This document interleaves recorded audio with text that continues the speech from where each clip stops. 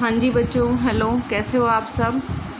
Question number 40 तक हम कर चुके हैं। Next we are doing chapter 3, question number 41।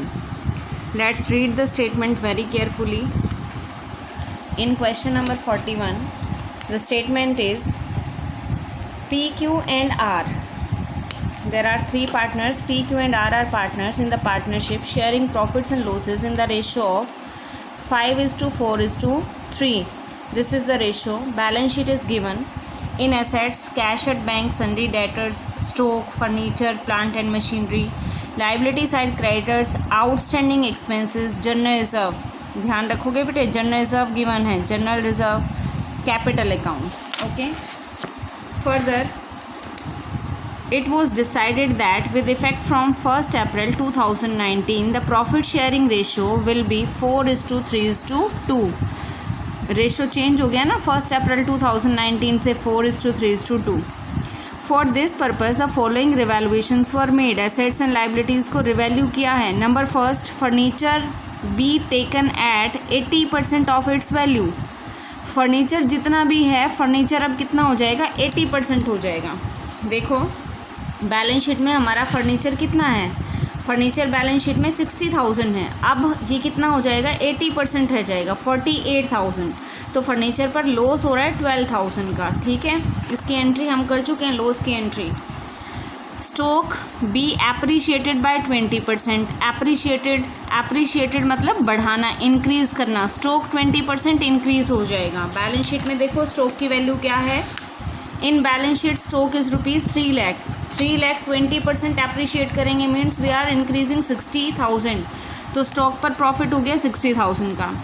Plant and machinery be valued at ₹4 lakh. Plant and machinery की वैल्यू हो गई है 4 लाख. प्रीवियस बैलेंस शीट में प्लांट एंड मशीनरी की वैल्यू है 4,20,000. तो इस पर हो गया 20,000 का लॉस.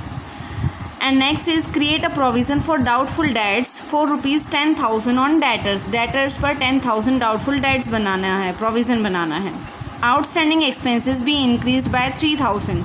बैलेंस शीट में देखो आउटस्टैंडिंग एक्सपेंसेस कितने हैं, आउटस्टैंडिंग एक्सपेंसेस हैं 5,000. अब ये हो गए हैं 3,000. तो इसका मतलब क्या हुआ, प्रॉफिट हो गया. आउटस्टैंडिंग एक्सपेंसेस हमारे कम हो गए हैं. पार्टनर्स एग्रीड दैट, ये वाली लाइन बहुत इंपॉर्टेंट है. Partners agreed that altered values are not to be recorded in the books. इस वाली लाइन से हमें पता लगेगा क्वेश्चन में क्या करना है. जो ये वैल्यूज़ उन्होंने जो चेंज की है ना, ये ऊपर हमने सारी वैल्यूज़ पढ़ी हैं, ये जो चेंज हैं ये एक्चुअल में बुक्स में इनको रिकॉर्ड नहीं करेंगे, बुक्स में एज इट इज़ रहेंगी. And they also do not want to distribute the general reserve. Do not want to distribute, general reserve को भी डिस्ट्रीब्यूट करना नहीं चाहते. मतलब balance sheet as it is रहेगी. ये सारा इफेक्ट हम कैसे देंगे, एक सिंगल जर्नल एंट्री से. देखो आगे बोला भी क्या है, you are required to post a single journal entry to give effect to the above. ये सारा इफेक्ट सिर्फ एक सिंगल जर्नल एंट्री से देना है. तो जर्नल एंट्री हमारी सिंगल एंट्री क्या होती है, adjusting entry. Gaining partners capital account debit to sacrificing partners capital account. Also prepare the revised balance sheet. एक जर्नल एंट्री बनानी है और रिवाइज्ड बैलेंस शीट भी बना के दिखानी है. तो सबसे पहले क्या करेंगे, working note we will calculate sacrificing and gaining ratio.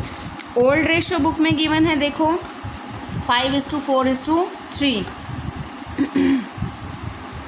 Old ratio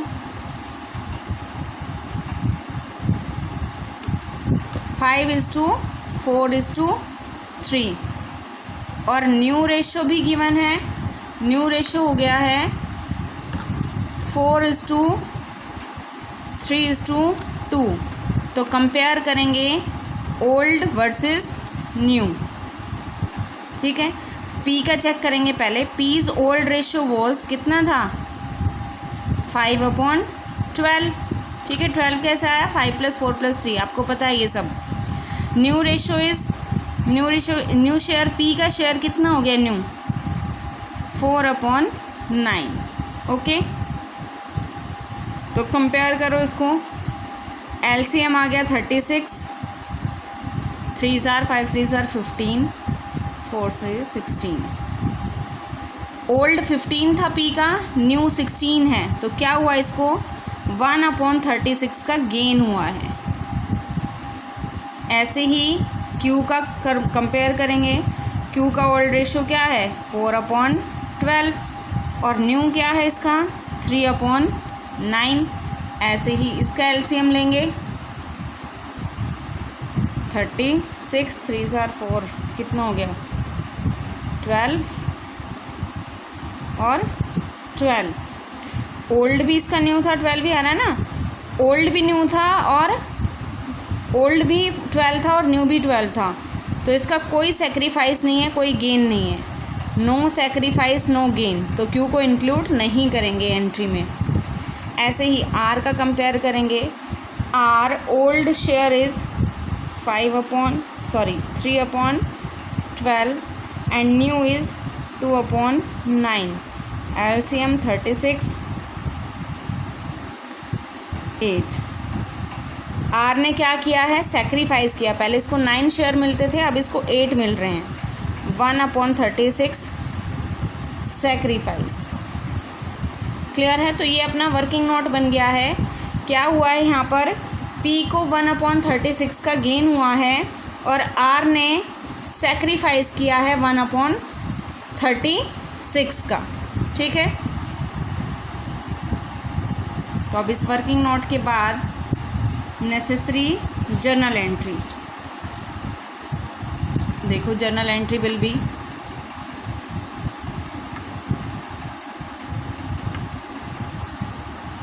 पहले अमाउंट देखते हैं जर्नल एंट्री में क्या क्या अमाउंट होगा। बैलेंस शीट में देखो ध्यान से, हमारे पास क्या है, एक तो जनरल रिज़र्व है। जनरल रिज़र्व कितना है 75,000। बुक अपने साथ रखोगे और स्टेटमेंट देखोगे, देखो बुक में जनरल रिज़र्व अमाउंटिंग ₹75,000। दूसरा हमें रिवैल्यूएशन चेक करना है।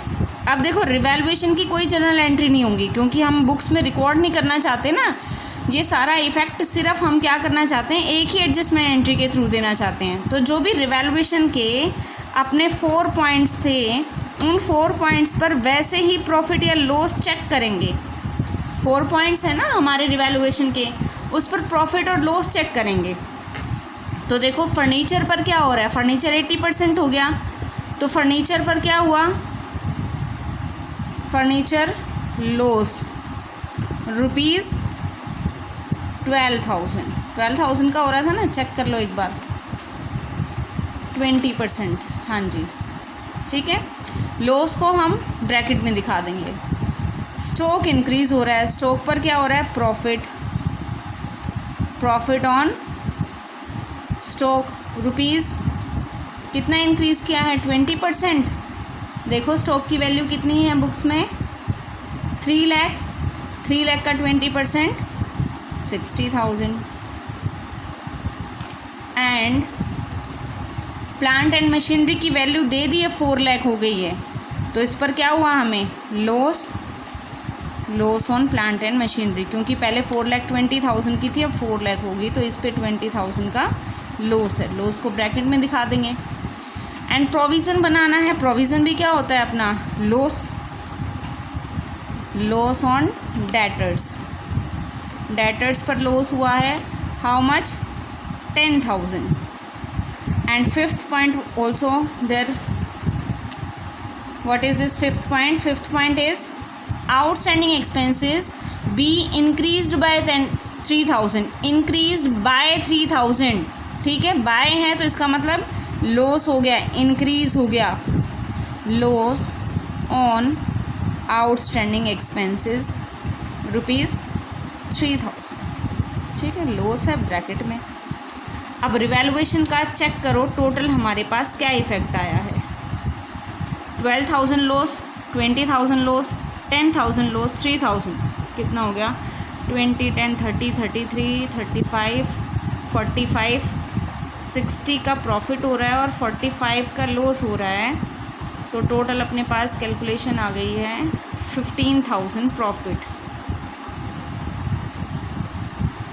Profit on revaluation. अगर इसके वो बुक्स में इफ़ेक्ट लेके आते हैं तो इन सभी की जर्नल एंट्री करते हैं, लेकिन बुक में स्पेशली मेंशन किया है altered values are not to be recorded in the books. तो जब अल्टर्ड वैल्यूज़ को रिकॉर्ड नहीं करते तो इस तरह से हम प्रॉफिट या लॉस चेक करते हैं। ठीक है। तो रिवैल्यूएशन प्रॉफिट है अपने पास 15,000 का, ये स्क्रीनशॉट ले लेना, आपने भी ऐसे ही कैलकुलेट करके दिखाना है। तो जनरल रिजर्व है 75,000 के और रिवैल्यूएशन प्रॉफिट आ गया है,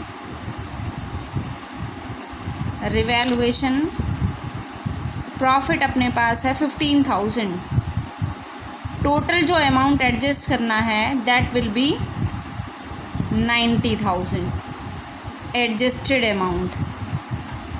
किसके अकाउंट में एडजस्ट होगा? पी एंड आर, क्योंकि क्यू ने तो ना कोई गेन किया ना ही कोई सेक्रीफाइस किया। तो 90,000 का 1/36, तो कैलकुलेट कर दो 1/36 कितना आ गया? 4 ये आएगा अपना 2,500, 2,500 ये कैलकुलेशन। तो पी ने गेन किया था, gaining partner capital account debit, R ने सेक्रीफाइस किया था टू आर्स कैपिटल अकाउंट। तो इस अमाउंट को वर्किंग नोट नंबर सेकंड ये दिखाओगे। थर्ड वर्किंग नोट फर्स्ट हो गया अपना गेन और सेक्रीफाइस कैलकुलेट करने के लिए, सेकंड हो गया रिवैल्यूएशन का प्रॉफिट या लॉस चेक करने के लिए, और थर्ड हो गया एडजस्टेड अमाउंट के लिए। Now do the journal entry. P's capital account debit to R's capital account ₹2500। Clear है? सभी को समझ आ गया बेटे? अब क्वेश्चन में पूछा है also prepare revised balance sheet. तो प्रिपेयर रिवाइज्ड बैलेंस शीट के लिए तो पहले कैपिटल अकाउंट भी बनाना पड़ेगा, क्योंकि हमने ये जनरल एंट्री की है ना कैपिटल अकाउंट की। तो इस कैपिटल अकाउंट के लिए लेजर प्रिपेयर करेंगे, कैपिटल अकाउंट।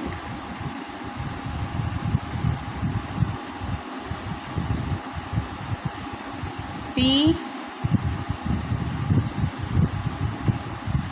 Q R,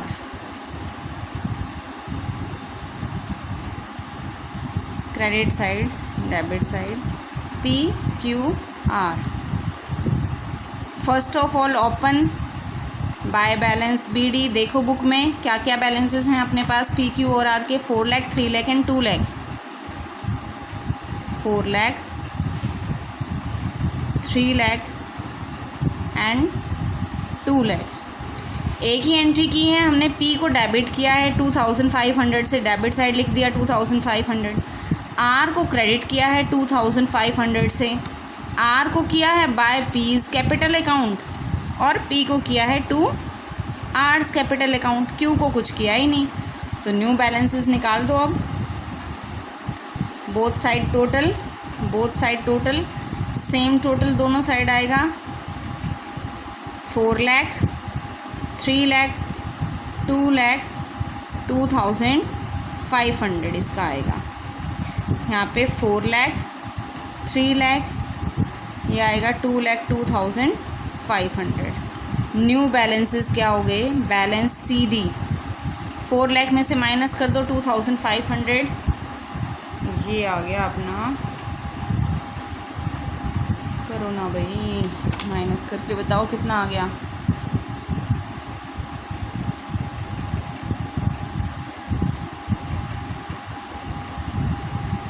$7,593 3,97,500। इसका रहेगा वही 3 लाख और इसका रहेगा 2,02,500। ये नोट करोगे ध्यान से। अभी बैलेंस शीट में सिर्फ यही चेंज होगा, बाकी कोई चेंज नहीं होगा। बैलेंस शीट अपनी एज इट इज़ रहेगी। कैपिटल अकाउंट क्लियर हुआ। अब बनाएंगे बैलेंस शीट। देखो बैलेंस शीट में हमने कुछ भी चेंज नहीं करना, सिर्फ जो एज इट इज़ हमें बैलेंस शीट गिवन थी, जो हमारी बुक में बैलेंस शीट है, कैश एट बैंक सेम रहेगा, सन्ड्री डेटर सेम रहेंगे, stock, furniture, plant and machinery same. जो ये कैपिटल अकाउंट लिखे हैं यहाँ पर, कैपिटल अकाउंट पी का तो कितना हो जाएगा? 3,97,500। जो पी का बैलेंस हो जाएगा वो 3,97,500। क्यू का रहेगा अनचेंज 3 लाख और यहाँ पे हो जाएगा 2,02,500 आर का। अभी भी इनकी टोटल कैपिटल वही रहेंगी 9 लाख और बैलेंस शीट की बोथ साइड का टोटल अपना सेम रहेगा। बैलेंस शीट में कोई भी चेंज नहीं हुआ क्योंकि एग्रीमेंट यही था। Agreement was there, they do not want to alter the revised values of assets and liabilities in the books। Assets और लाइबिलिटीज़ को रिवाइज करना नहीं चाहते। Only adjustment entry will be there through their capital account. ये adjustment entry रहेगी capital account के थ्रू। तो क्वेश्चन नंबर 41 हो जाएगा सभी का।